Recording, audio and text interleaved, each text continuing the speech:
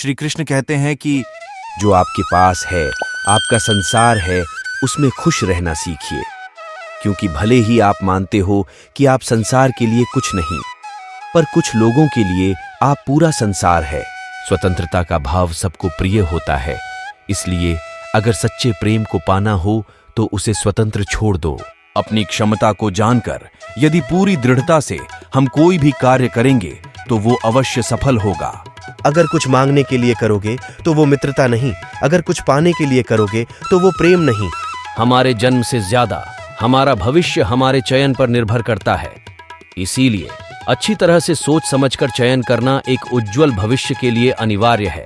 मनुष्य एकत्रित करता रह जाता है, परंतु न तो उसके मन की भूख मिटती है, न ही शरीर की। इसीलिए हमेशा अच्छे कर्मों को एकत्रित करना चाहिए, नहीं तो इस संसार से भूखे ही जाना पड़ेगा। प्रेम और मोह को हमेशा अलग रखना चाहिए, यदि वे आपस में मिल जाएं तो स्वार्थ बन जाते हैं। भाग्य के द्वार हार मानने वालों के लिए कभी नहीं खुलते, उन्हीं के लिए खुलते हैं जो अपने लक्ष्य की ओर बढ़ने का प्रयास बार बार करते हैं। बिना रुके कर्म करते रहें और जो आपके पास है उसे बांटें, तभी जीवन और मन में प्रसन्नता होगी।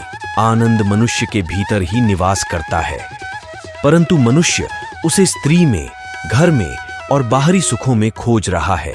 श्री कृष्ण कहते हैं कि भगवान उपासना केवल शरीर से ही नहीं बल्कि मन से करनी चाहिए।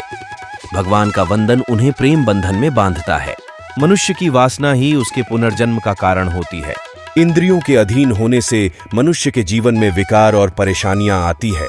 संयम यानी धैर्य, सदाचार, स्नेह और सेवा जैसे गुण सत्संग के बिना नहीं आते हैं।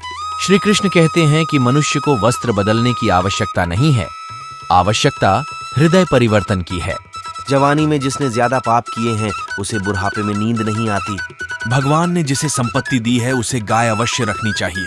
जुआ, मदिरापान, परस्त्री गमन, अनैतिक संबंध, हिंसा, असत्य, मद, आसक्ति और निर्दयता, इन सब में कलयुग का वास है।